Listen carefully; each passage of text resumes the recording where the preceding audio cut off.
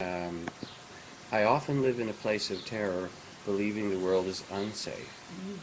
I would prefer to see it from the eyes of love.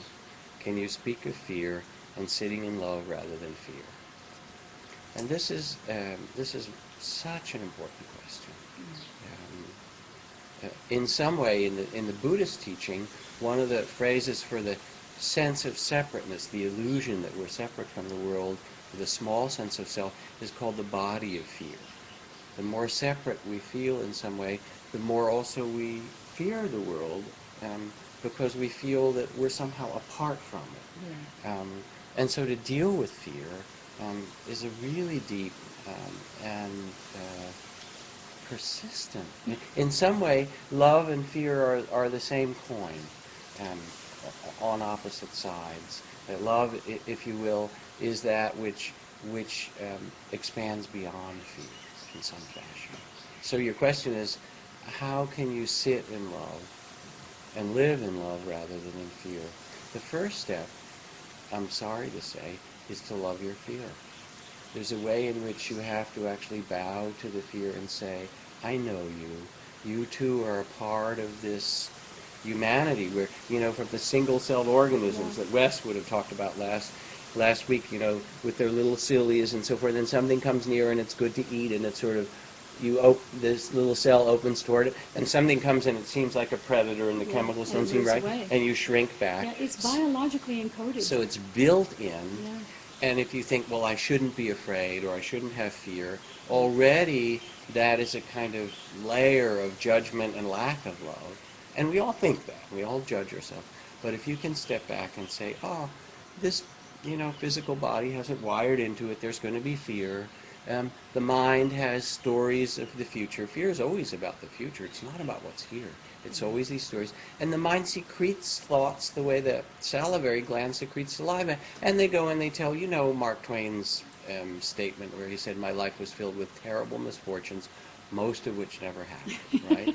And it can catastrophize. Yes. And it can make, and so forth. And it's hard. It's hard to be frightened and it's hard to be anxious. So then what you want to do is look for those resources. After you stop judging, you bow and say, I know you fear. Okay, show me your worst. Give me the dance. Oh, there it is. Death and destruction, humiliation. It has, it only has a few channels, but it'll do its thing. Okay, now how do I find this other place of love? First, by loving the fear itself. All right, this is like the demon, and in the Tibetan Buddhist tradition, you actually feed and you offer the demon love rather than try and fight against it, because the fighting against fear makes it worse. And makes it stronger. Makes it stronger. Yeah, it gives it life. And then you find the place of a refuge, or it is the place that feeds you in some way, your resource. Even now, remember, think of the most beautiful, holding, loving place that you've ever been in your life, the temple, the beach, the circumstance. And even as you visualize it, you can start to feel it in your body, in your being. And you can feel in your body, what place in your body feels the strongest, the most settled, the calmest, the easiest. And you let the image of this beautiful place that you have had, because you have had that, or the love that you've had in some really special circumstance, let that remind the circuits of your nervous system and the vibration, energy of your heart, oh yeah, there's another channel, there's another way to be.